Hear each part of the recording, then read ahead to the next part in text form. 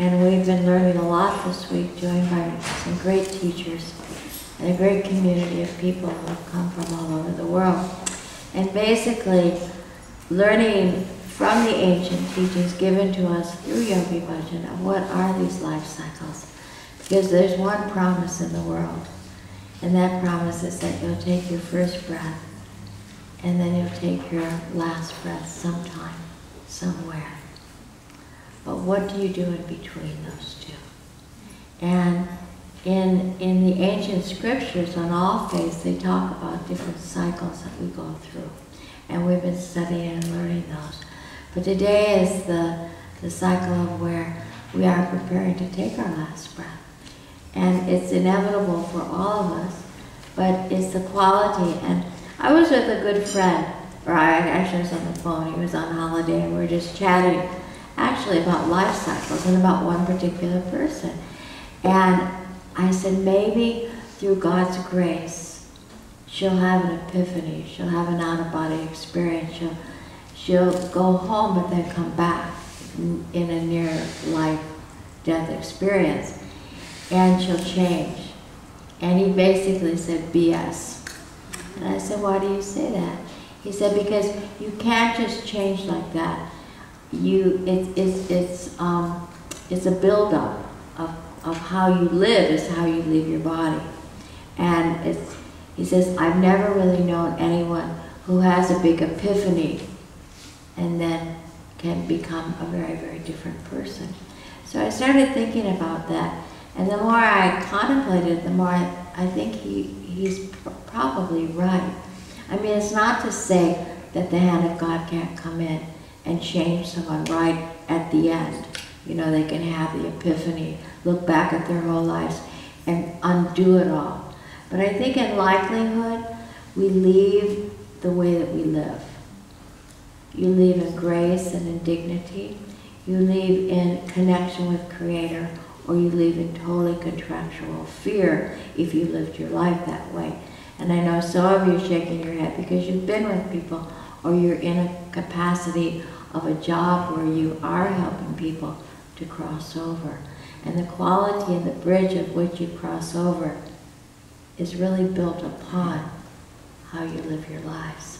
He's a monkey, but it's actually an old, old man. He's very old and he doesn't have teeth, and he's ready to leave his body. They don't give his age, but I wanted to read. Why don't you close your eyes? And for some of you who have had elders leave their body, and you've been with them, or you've been in the process with them, you might even appreciate this more. When an old man died in the geriatric ward of a nursing home in an Australian country town, it was believed that he had nothing left of any value. Later, when the nurses were going through his meager possessions, they found this poem. Its quality and content so impressed the staff that copies were made and distributed to every nurse in the hospital. One nurse took her copy to Melbourne. The old man's soul bequest to posterity has since appeared in the Christmas editions of magazines around the country and appearing in magazines for mental health. A slide presentation has also been made based on his simple but eloquent poem. And this old man, with nothing left to give to the world, is now the author of the synonymous poem winging across the internet. It's called Cranky Old Man. What do you see, nurses? What do you see? What are you thinking when you're looking at me?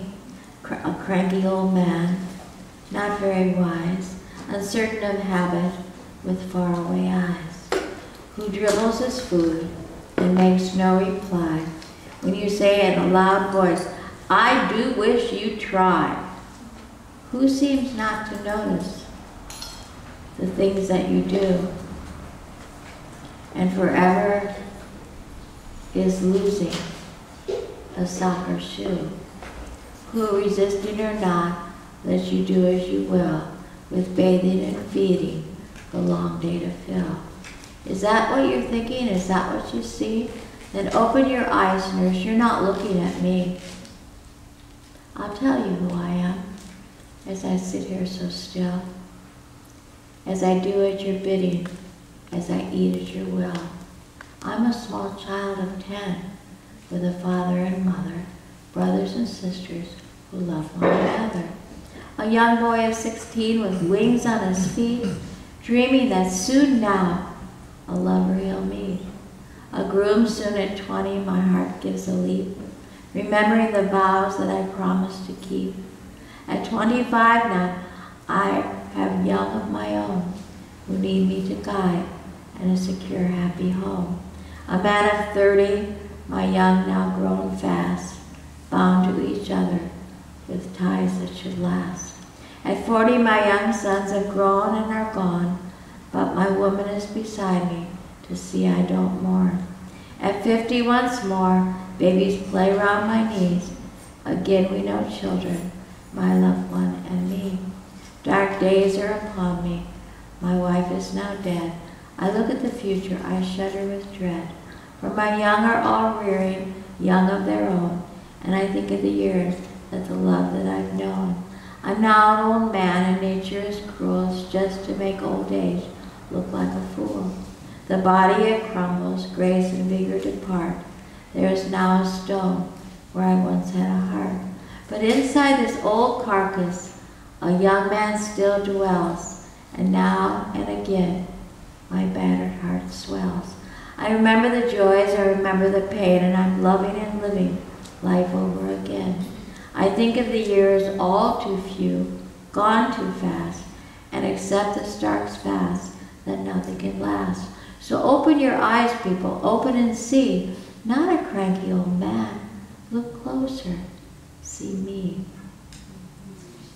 And I thought it was so touching that sometimes when we are even with ones we love and they don't seem like we remember them as, and we want them to return back.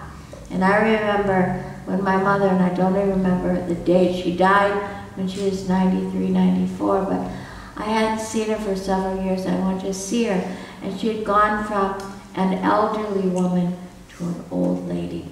And that demarcation really could indicate the path that she would be going in at her last breath.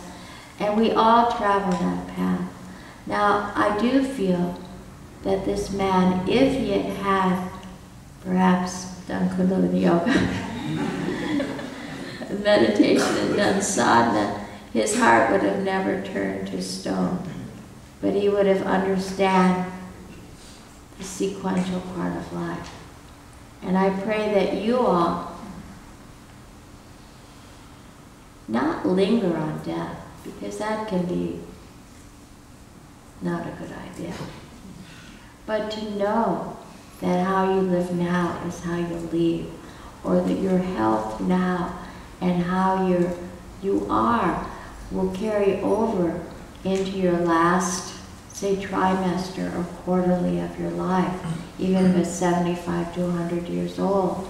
And that the crispness of your mind and creating the neutral mind as a yogi and staying, to keep your mind awake, to keep your spirit alive, and to keep this physical form in a shape that can take its last breath, perhaps with grace and with